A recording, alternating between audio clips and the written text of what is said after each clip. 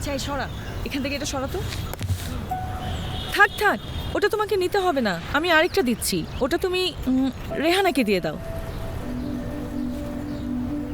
তাকিয়ে দেখছিস কি, জামাই মুছে খেয়ে ফেল।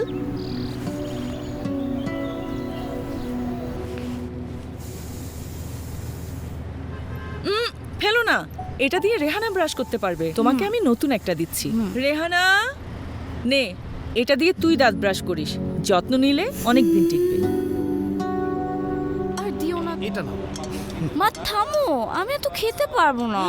একদম চুপ, সারাদিন রোজা রেখেছো, এতটুকু খেলে হবে?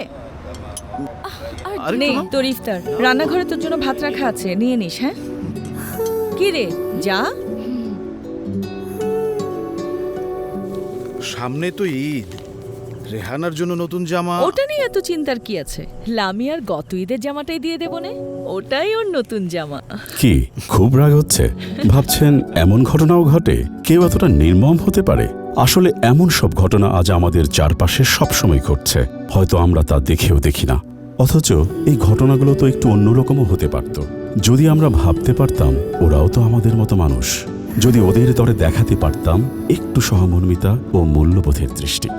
আমরা চাইলেই পারি লামিয়া আর রেহানাকে সমান চোখে দেখতে, সমানভাবে বেড়ে ওঠার সুযোগগুলো দিতে। তাই আসুন এই যদিগুলোকেই আমরা আজ থেকে সম্ভব করতে শুরু করি। তাহলে শুধু এই এক রেহানা নয়, আমরা পারবো এমন হাজারো রেহানার জীবনকে সুন্দর করে তার পাশে দাঁড়াতে, কারণ ওরাই তো আমাদের আগামী দিনের নারী।